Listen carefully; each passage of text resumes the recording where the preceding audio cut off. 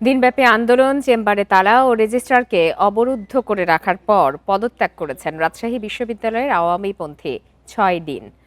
এ বিষয়ে কথা বলতে রাজশাহী বিশ্ববিদ্যালয় থেকে আমাদের সাথে যোগ দিয়েছেন বিশ্ববিদ্যালয়ের জাতীয়তাবাদী শিক্ষক ফোরামের সাধারণ সম্পাদক অধ্যাপক মোহাম্মদ আমিরুল ইসলাম। অধ্যাপক মোহাম্মদ আমিরুল ইসলাম, আপনাকে স্বাগত জানাচ্ছি ইন্ডিপেন্ডেন্ট টেলিভিশনে। আপনার কাছে একটু জানতে চাই যে দিনব্যাপী আন্দোলন এবং চেম্বারে তালা এবং রেজিস্ট্রারকে অবরুদ্ধ করে রাখার পর তো ৬ ডিন পদত্যাগ করেছেন। এতদিন পরে, অর্থাৎ ৫ আগস্টের এতদিন পরে এসে হঠাৎ করে এই আন্দোলন কেন?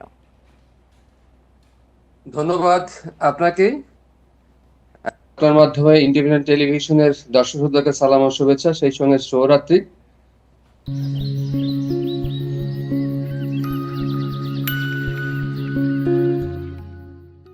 বিষয়টা আপনারা জানেন যে রাজশাহী বিশ্ববিদ্যালয়ের একটা স্ট্যাটুট আছে। স্ট্যাটুট অনুযায়ী বিশ্ববিদ্যালয়ে ডিন সিন্ডিকেট ২ বছরের নির্বাচন হয়। নির্বাচিত ডিনটা ২ বছরে থাকেন এবং ২ বছরের ভিতরে আবার নির্বাচন হয়। এইভাবে পরম্পরা চলে আসে। কিন্তু কোনো কারণে যদি নির্বাচনটা না হয়, সেই ক্ষেত্রে ওই পদগুলা মাননীয় ভাইস চ্যান্সেলরের এখতিয়ারে চলে যায়।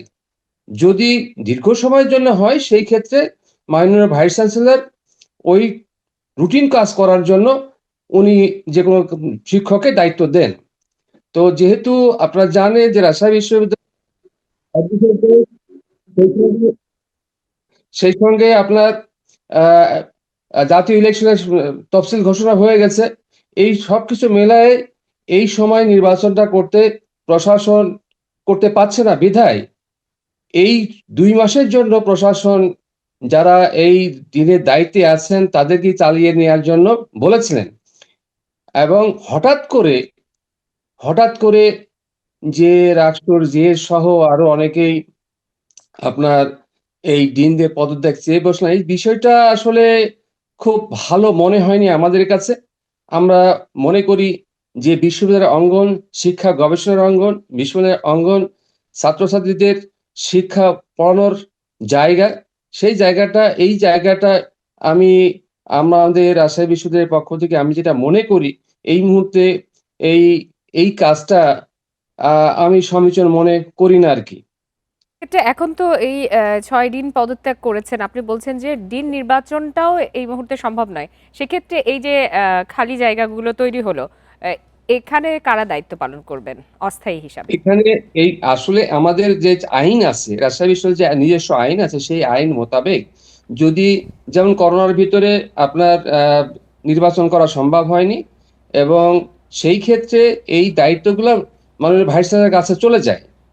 ওই মাননীয় ভাইস চ্যান্সেলর উনি ঠিক করেন যে কাকে ওই জায়গায় আপনার দায়িত্ব দিবেন। যেকোনো একজনকে দায়িত্ব দেন রুটিন কাজ করার জন্য নির্বাচন পর্যন্ত।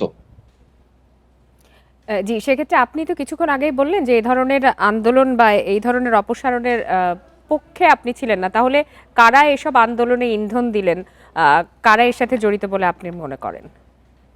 আসলে এই আন্দোলন যেটা বলা হচ্ছে যে ফ্যাসিস্ট, ফ্যাসিবাদী এবং যারা আছেন তাদের বিচারের জন্য এবং ফ্যাসিবাদ এই সমস্ত আসলে সুনির্দিষ্ট অভিযোগের ভিত্তিতে এটা করা উচিত এবং সেখানে তদন্ত কমিটির মাধ্যমে করা উচিত।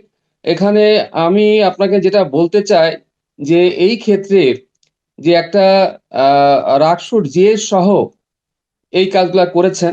আমি জানি না এটা কার ইন্ধন, কারা করলো। এটা আমাদের যেটা দেখতে পাচ্ছি যে রাক্সের জিএস সহ রাকসুর প্রতিনিধিরা এখানে ছিলেন আরকি। জি, একটি বিষয় সংক্ষেপে জানতে চাই যে আজকের এই ঘটনার পর রাজশাহী বিশ্ববিদ্যালয়ের সার্বিক পরিবেশ তথা শিক্ষার পরিবেশে কোনো ধরনের প্রভাব পড়বে কিনা আপনি কি মনে করেন? আমি মনে করি অবশ্যই প্রভাব পড়বে। এটা শিক্ষকদের সম্মানের ব্যাপার। শিক্ষক সমাজ এটা আসলে আমি মনে করি যে এটা খুব অপমানজনক। এটা খুব অপমানজনক।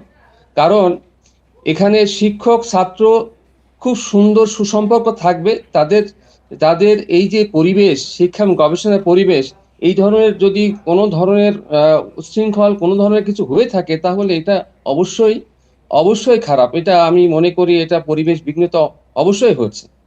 জি, অধ্যাপক মোহাম্মদ আমিরুল ইসলাম, আপনার বক্তব্য আমার কাছে স্পষ্ট। অনেক ধন্যবাদ আপনাকে।